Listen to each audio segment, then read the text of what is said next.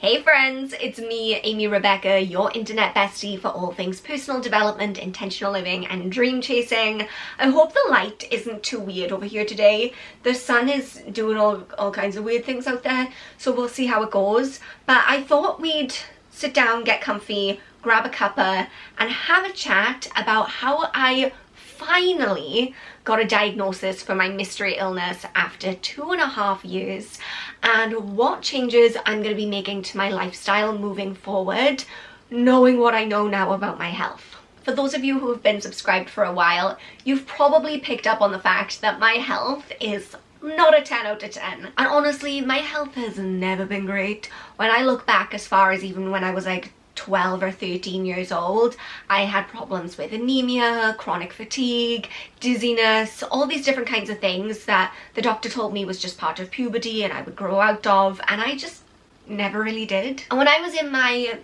mid-20s, I finally got diagnosed with pernicious anemia, which is an autoimmune disease which basically stops your body from being able to absorb vitamin B12 into the bloodstream. Anyway, I kind of thought that diagnosis was going to be the end of those symptoms, like the fatigue, the dizziness, the general feeling of being unwell, like feeling lackluster, having this brain fog.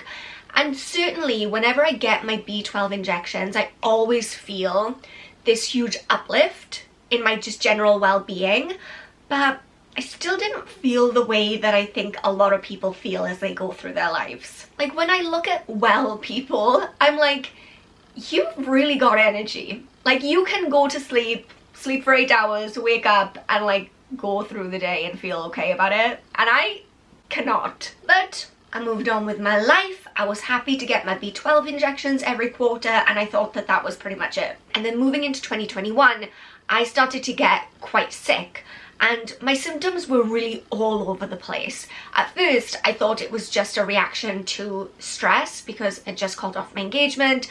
I'd quit my job, I moved back in with my parents, global pandemic, like it's a lot. I'm sure a lot of people were not feeling great during that whole period. I started to have extreme fatigue, and if you have chronic fatigue, then you understand, and if you don't, then I want you to imagine the most strenuous thing you've ever done and how you felt the next day, how your entire body just felt like, leave me alone, I don't want to move in any way.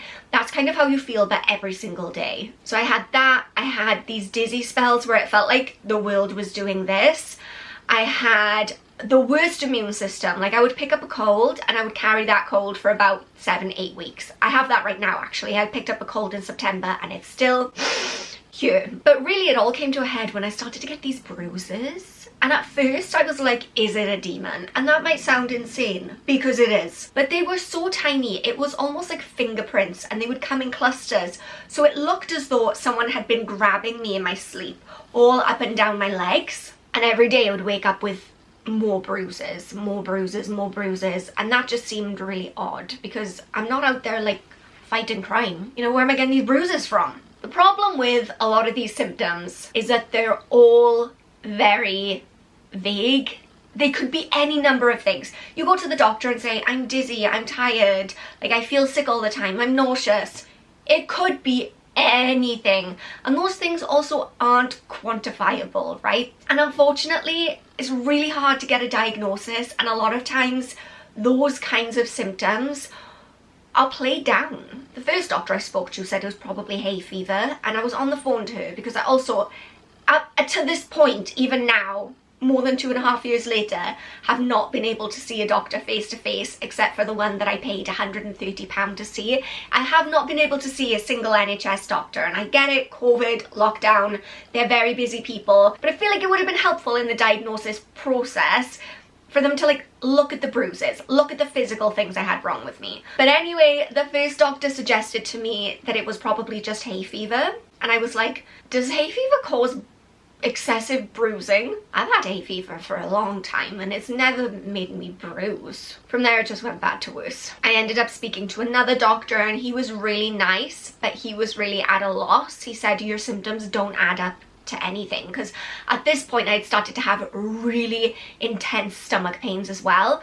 It almost felt like period pain, except that I don't get my period because I take the pill, and I've taken the pill since I was 18 because my periods were so heavy and so painful. I used to literally pass out every time I got my period. So ever since I've been a teenager, I've been on the pill. I don't get my period, but I was having these really, really intense stomach cramps like it was my period. I was having excessive bloating. I mean, I could have passed for a 9-month pregnant lady. Seriously. The doctor's like, dizziness, fatigue, bruising, constant colds, stomach pains, bloating, these things don't go together. The third doctor I spoke to literally told me that I was just an emotional young woman and I needed to get outside more. So when I got off the phone with that specific doctor, I bawled my eyes out because at this point I was really struggling to get out of bed a lot of days. I was in like pain, I was exhausted, I was dizzy. And no one was listening to me. And then this guy had just called me crazy and told me to stop crying about it, which just made me cry more. And so I called my mom and I was like, I am never going to see another doctor again because they don't believe me. They think I'm stupid and they won't listen. Meanwhile, in circumstances that I thought were completely separate to all of this medical mumbo jumbo, I started having really bizarre reactions to alcohol. I started to get the most horrific hangovers. And at first I was like, oh my gosh, I'm just getting really old. But it started to get really out of control. And not only that, but the way I was reacting to the alcohol was just a whole nother level. I was getting drunk off of 1 glass of wine. And I mean, not just like cute tipsy drunk. Like, I went to my auntie's 80th birthday party and I'm still avoiding my family after this, okay? I had 1 glass of wine and I blacked out. And I'm not someone who had ever blacked out from drinking before. And then all of a sudden, 1 glass of wine, the entire night was gone. I thought maybe I didn't eat enough during the day. But then this started happening over and over again. After about a month of being in Vietnam, something similar happened. I put my drink down on a table and gone to grab a friend. And when I came back, there were these guys sitting at the table. I picked up my drink because another friend was sat there, drank the drink, blacked out. I kind of just assumed that maybe my drink had been spiked by those guys, and I was like, maybe my friend wasn't looking. I should have obviously had the drink in my hand. You should never put your drink down. I know this, but I was convinced my drink had been spiked. And since I was living alone in a foreign country, that made me feel really unsafe.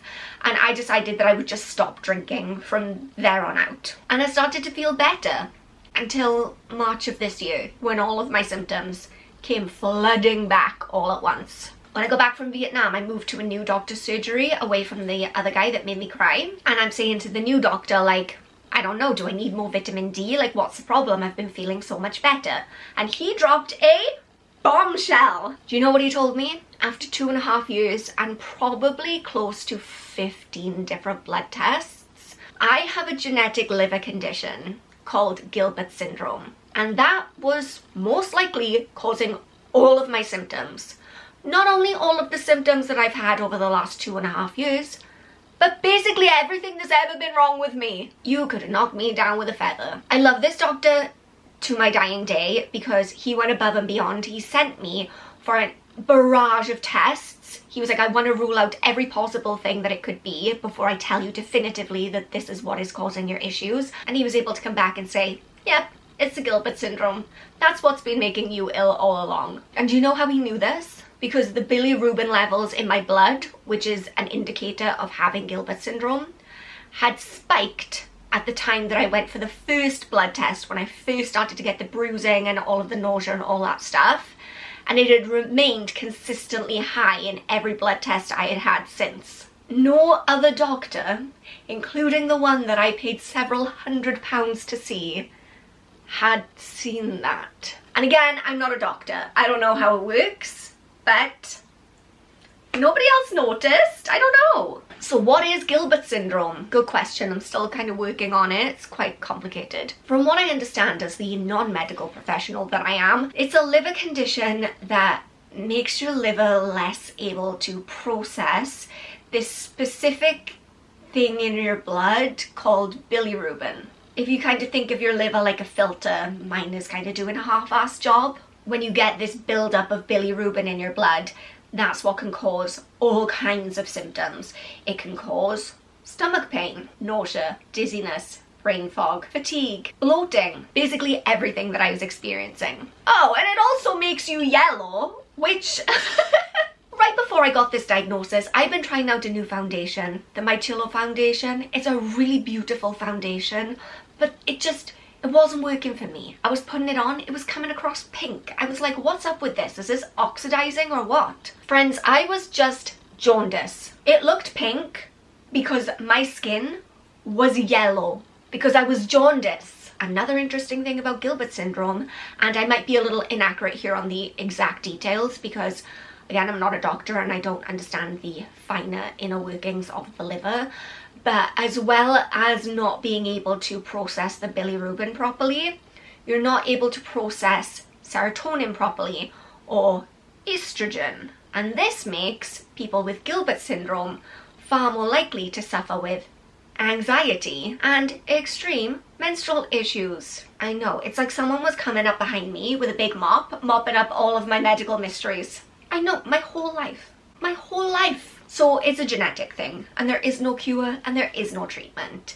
And if you read a lot of articles about it online, they'll say there doesn't need to be a treatment because it really won't affect your life that much. And then you read blog posts and forum posts and watch videos from people who actually have Gilbert syndrome, and they're like, no, it does. It makes my life very difficult. It's a little bit of a contentious issue. On the one hand, initially I felt so excited to finally have an answer and to know that I wasn't just insane and that I wasn't just some kind of hypochondriac like the doctors were making me feel that I was. But on the other hand, I kind of had to make peace with the fact that I'm never going to be well. I'm going to have times that are better than others.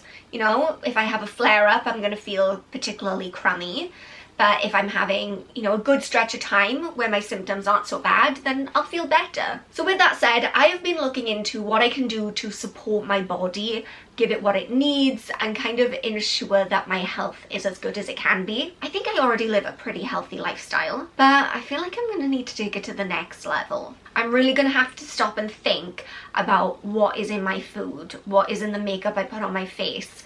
Am I exposing myself to unnecessary toxins? Oh my gosh, it sounds like such a challenge. And honestly, I kind of don't know where to start because there's so much conflicting information out there when it comes to exercise and nutrition and what's good for you and what's bad for you. So I really think 2024 is going to be my personal journey to understanding and implementing wellness. There's going to be a lot of trial and error, I'm sure. But even though I'm doing this to help me with my Gilbert syndrome and to help manage my symptoms, I feel like this is something that maybe we could all benefit from understanding a little bit more about. At the end of the day, we all want to be the healthiest versions of ourselves, right? So I plan on sharing everything I learn and documenting the process. I have literally no idea what it's going to look like at this point. Where does one even begin? But if you have any recommendations for like books, documentaries, influencers I could follow that could teach me more about health from a wellness perspective rather than from a fitness and weight loss perspective, because I feel like a lot of times when I type stuff in on YouTube, like, you know, wellness journey or how to feel healthier, it all seems to center around like getting a smaller waist. But my goal is not that. My goal is to just feel good and be less ill.